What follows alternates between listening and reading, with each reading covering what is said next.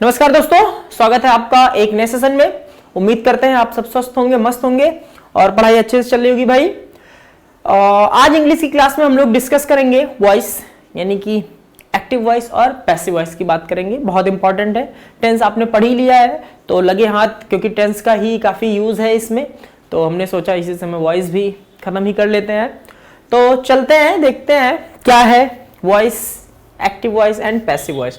तो वॉइस जो होता है वो दो प्रकार के होते हैं, एक तो एक्टिव वॉइस और दूसरा क्या होता है, पैसिव वॉइस। ठीक है, जिसे सब आप जो सेंटेंस दिए गए हैं पढ़िए। जैसे पहला सेंटेंस है मोहन बीट्स राम, ठीक है, और दूसरा है Ram is beaten by Mohan. दो सेंटेंसेस हैं, पहले में Mohan beats Ram and Ram is beaten by Mohan. तो जो पहला सेंटेंस है मोहन बीट्स राम, ये किसमें है, एक्टिव वॉइस में, और जो दूसरा है भैया ये किसमें है, पैसिव वॉइस में। होता क्या है एक्टिव वॉइस पैसिव वॉइस, यानी कि जिस सेंटेंस में हमारे सब्जेक्ट की प्रधानता हो, ठीक है, कर्ता की प्रधानता हो, वो क्या होता है, एक्टिव वॉइस, यानी कि सक्रिय जिसमें होते हैं, ठीक है। और पैसिव वॉइस जिसमें सब्जेक्ट की प्रधानता ना होकर किसकी प्रधानता हो, ऑब्जेक्ट की प्रधानता हो, यानी कि ऑब्जेक्ट को ज्यादा मॉडिफाई किया जा रहा है, ऑब्जेक्ट को ज्यादा तवज्जो दी जा रही है, वैल्यू दी जा रही है, ठीक है। तो ये होते हैं आपके एक्टिव वॉइस और पैसिव वॉइस। एक्टिव वॉइस में 12 और पैसिव वॉइस में केवल 8 टेंस होते हैं, ठीक है। Present perfect continuous, past perfect continuous, future perfect continuous और फ्यूचर कॉन्टिन्यूअस की पैसिव वॉइस नहीं बनती है, ठीक। अब एक्टिव से पैसिव वॉइस बनाते समय कुछ नियम है, वो देखिए क्या है। सब्जेक्ट को ऑब्जेक्ट बना दे और इसके पहले बाय का प्रयोग करें, ठीक। ऑब्जेक्ट को सब्जेक्ट बना दे, वर्ब के पहले एक वर्ब टू बी, यानी कि am, is, are, was, were, be, been, being का प्रयोग सब्जेक्ट के नंबर और वर्ब के टेंस के हिसाब से किया जाता है। ये आगे अभी हम देखेंगे कैसे, कहां किया जाएगा, कौन से टेंस में कौन से हेल्पिंग वर्ब का यूज किया जाएगा, ठीक है। और तीसरा, चौथा इंपॉर्टेंट रूल, वर्ब की थर्ड फॉर्म हमेशा होगी। अगर आप एक्टिव वॉइस से पैसिव वॉइस में चेंज कर रहे हैं तो पैसिव वॉइस में जो वर्ब होगी वो हमेशा थर्ड फॉर्म की होगी किसी भी टेंस में, ठीक है। तो आपका स्ट्रक्चर जो बनेगा वो क्या बनेगा, subject plus verb to be that is, am, are, was, were, be, been, being, ठीक है, plus past participle that means verbs third form, plus by and plus object. अब आप देखो एक सेंटेंस दिया है एक्टिव वॉइस में, ही सिंग्स अ सॉन्ग, ठीक है, ही सिंग्स अ सॉन्ग, ठीक है। तो subject plus verb plus object SVO दिया है। अब इसमें क्या करना है, हमने सबसे पहले बताया कि ऑब्जेक्ट को सब्जेक्ट बना लो, तो ऑब्जेक्ट यहां पे क्या है, अ सॉन्ग है, एक ऑब्जेक्ट है, ये आएगा तो क्या हो जाएगा, ऑब्जेक्ट बन गया, क्या हमारा सब्जेक्ट बन गया, ठीक है। उसके बाद ये सिंग्स है, यानी कि प्रेजेंट इंडेफिनिट का है, प्रेजेंट इंडेफिनिट को चेंज करने के लिए हेल्पिंग वर्ब, क्योंकि सब्जेक्ट ही है, ही के साथ क्या लगा देंगे, इज, तो अ सॉन्ग इज, और वर्ब की थर्ड फॉर्म, सिंग का थर्ड फॉर्म क्या हो जाएगा, संग, अ सॉन्ग इज संग। अब ही है, ही को ऑब्जेक्ट बनाओगे और ही का ऑब्जेक्टिव फॉर्म जो होता है वो क्या होता है, हिम होता है, लेकिन उससे पहले क्या लगा देंगे, बाय। तो हमारा जो पूरा का पूरा सेंटेंस चेंज होगा पैसिव वॉइस में, वो क्या हो जाएगा, a song is sung by him, ठीक है। याद रखिए एक्टिव वॉइस से पैसिव वॉइस में परिवर्तन करते समय एक्टिव वॉइस के ऑब्जेक्ट को पैसिव वॉइस में सब्जेक्ट बना देते हैं, यानी कि जो एक्टिव वॉइस में ऑब्जेक्ट है वो क्या बन जाता है, पैसिव वॉइस में सब्जेक्ट बन जाता है, और एक्टिव वॉइस का जो सब्जेक्ट हो जाता है वो पैसिव वॉइस का बाय लगाने के बाद ऑब्जेक्ट बना जाता है, ठीक है। चलो अब एक्टिव वॉइस में सब्जेक्ट के स्थान पर आए हुए प्रोनाउन और पैसिव वॉइस में ऑब्जेक्ट के स्थान पर परिवर्तित प्रोनाउन क्या हो जाएगा।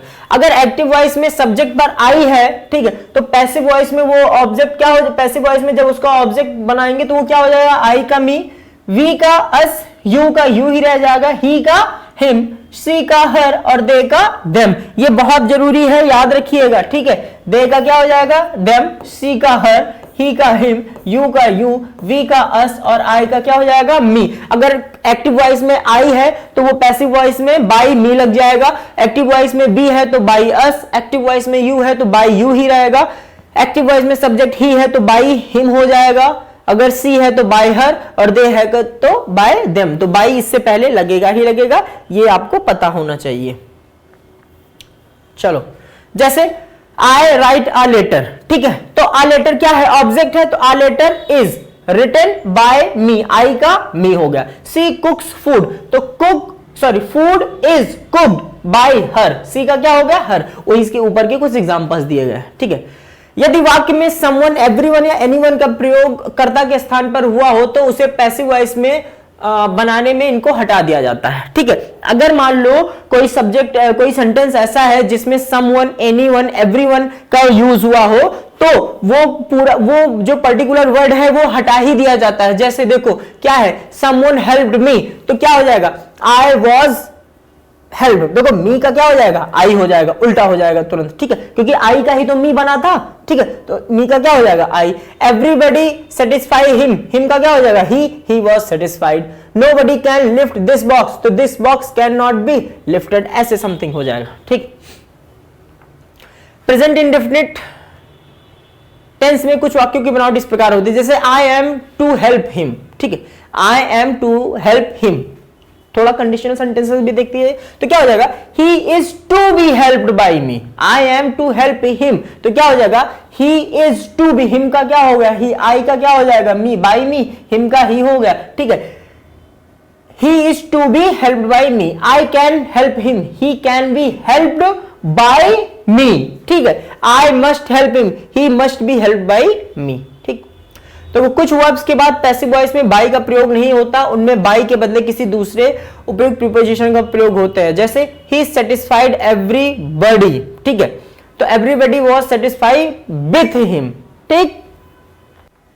और क्या है आपका, he knows me, I am known to him, देखो यहां पे बाई नहीं लग रहा, अभी विथ लगा, फिर टू लग रहा है। Her conduct shocked me, I was shocked at her conduct, His reply surprised me, I was surprised at his reply, ठीक है।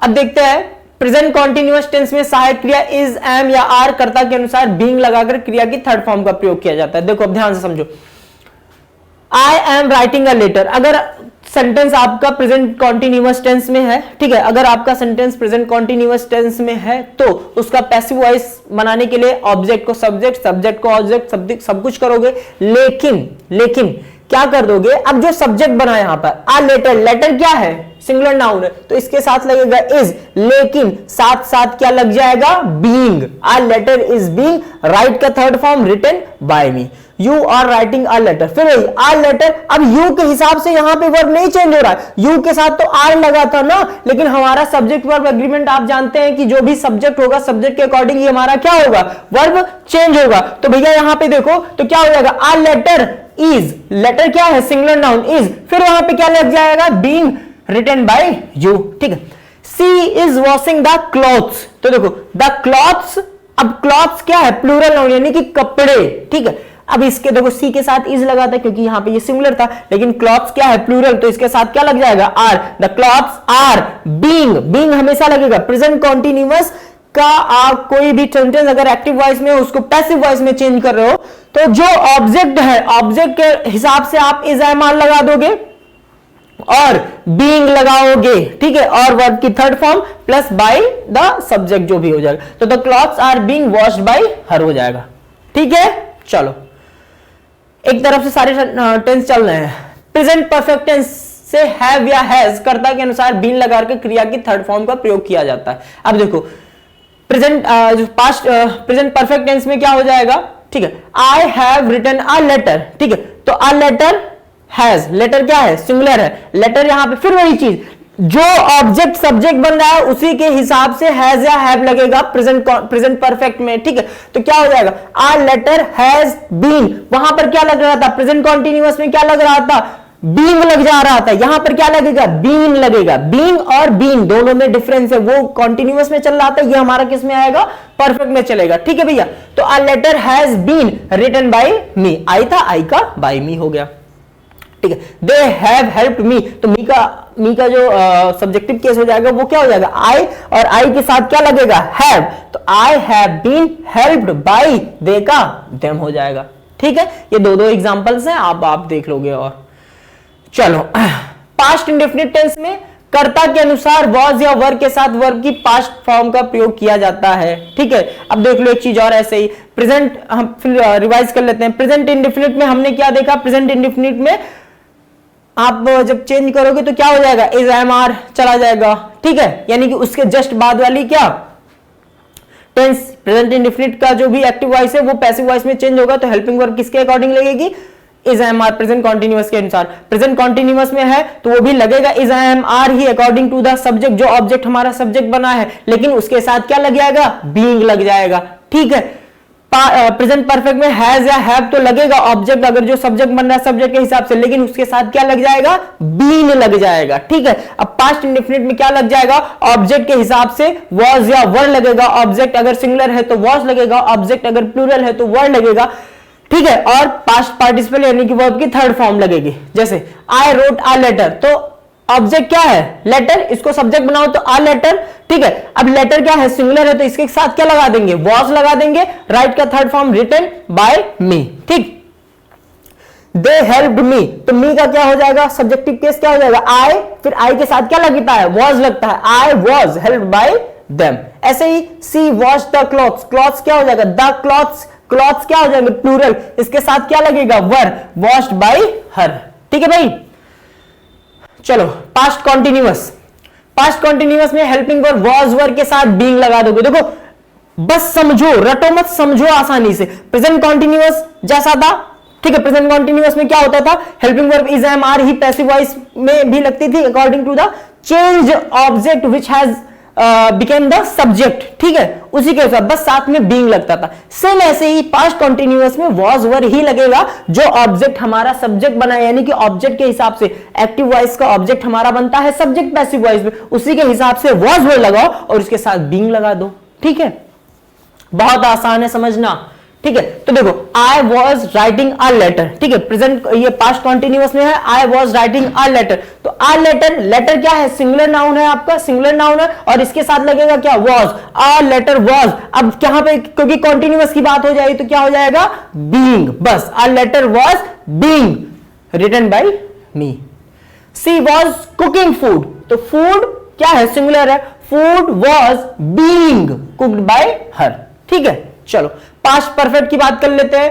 पास्ट परफेक्ट में बच्चा क्या हो जाएगा? पास्ट परफेक्ट में प्रत्येक कर्ता के साथ सहायक क्रिया हेड के साथ बीन लगाकर क्रिया की थर्ड फॉर्म का प्रयोग किया जाता है। बाकी इसी वजह से शुरुआत में एक रूल आपको बता दिया गया है, जो बेसिक रूल है एक्टिव से पैसिव वॉइस में बदलने का। क्या क्या कि ऑब्जेक्ट को बना लेंगे सब्जेक्ट, सब्जेक्ट को बना लेंगे ऑब्जेक्ट, उसके आगे बाई लगा देंगे। ठीक है, और टेंस के हिसाब से जो भी चेंजिंग करनी होगी वो चेंजिंग, तो हम यहां पे टेंस के हिसाब से आपको चेंजिंग बता रहे हैं। ठीक है, I had written a letter, तो अ लेटर। अब आपको यह भी पता होना चाहिए कि पास्ट परफेक्ट में जो होता है वो एक ही हेल्पिंग वर्ब हैड ही काम होती है, तो यहां पे तो कुछ और करेंगे ही नहीं। ठीक है, और इसके साथ क्या लगा देंगे? बीन लगा देंगे। तो a letter had been written by me. ठीक है, they had helped me, I had been helped by them हो जाएगा। ठीक है, चलो future past perfect continuous passive में चलेगा नहीं। ठीक है, अब फ्यूचर इंडेफिनिट टेंस में आ जाते हैं।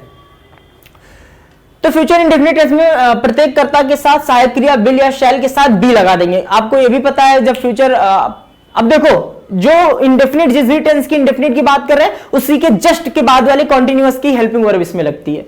ठीक है, वहां पे विल बी शैल भी फ्यूचर कॉन्टिन्यूअस में लगता था, अब यहाँ पे इंडेफिनिट को चेंज करेंगे तो यहाँ पे भी पैसिव वॉइस में विल बी शैल भी लग जाएगा। देखो तो फ्यूचर इंडेफिनिट टेंस में प्रत्येक कर्ता के साथ सहायक क्रिया विल या शैल के साथ बी लगाकर क्रिया की थर्ड फॉर्म का प्रयोग किया जाएगा। देखो he will write a letter, तो क्या हो जाएगा? अ लेटर, ठीक है, सिंगुलर है, will be written by him. I shall write a letter, a letter will भी होगा, शैल भी नहीं होगा भाई, विल भी होगा। ठीक है, अ लेटर विल भी होगा, a letter will be written by me. ठीक है, क्योंकि इसी के अनुसार हमें चेंज करना है, और शैल जो होता है आई और बी के साथ लगता है। ठीक, फ्यूचर परफेक्ट टेंस, तो फ्यूचर परफेक्ट टेंस में सहायक क्रिया क्या होती है? विल हैव और शैल हैव कर्ता के अनुसार लगेगा, और इसके साथ क्या लग जाएगा भैया? बीन लग जाएगा। क्या लग जाएगा? बीन लग जाएगा। ठीक है, तो देखो I shall have written a letter. ठीक है, तो यहां पे क्या हो जाना चाहिए? A letter, a letter will have been, shall नहीं होगा, यहां पे भी विल होगा। A letter will have been written by me, the peon will have rung the bell, तो क्या हो जाएगा? The bell will have been rung by the peon, ring rang rung. ठीक है, चलो समझ में आया भाई?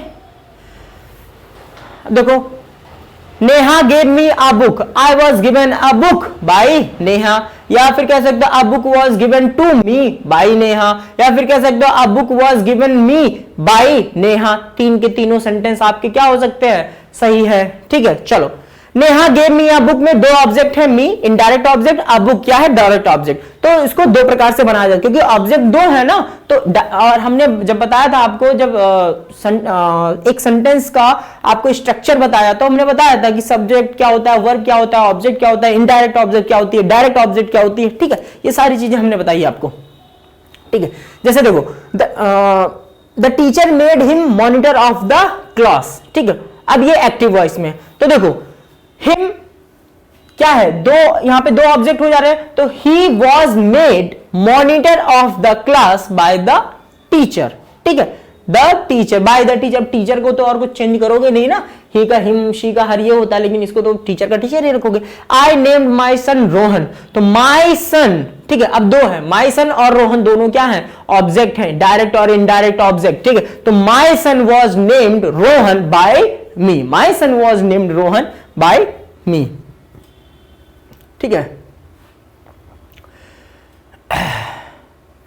और एक्टिव वॉइस में make, see, help, hear, bid, please क्रियाओं के आगे इन्फिनिटिव का टू छिपा रहता है, किंतु पैसिव वॉइस में टू लगा दिया जाता है। इसे ध्यान देखो, देखो, he, we saw him steal the book. ठीक है, तो he was seen to steal the book by us, we का क्या हो जाएगा, अस हो जाएगा। ठीक है, और क्योंकि देखो हिम और बुक दो है ना, डायरेक्ट और इनडायरेक्ट दो ऑब्जेक्ट है, इसी वजह से हम प्रेफरेंस किसको दे रहे हैं, जो हमारा लिविंग है हिम, हिम को हम ऑब्जेक्ट जो है ऑब्जेक्टिव, इसका सब्जेक्टिव ही बन जाएगा। इसी वजह से he was seen to steal the book by us, he helped me carry the suitcase, I was helped by him to carry the suitcase. ठीक है,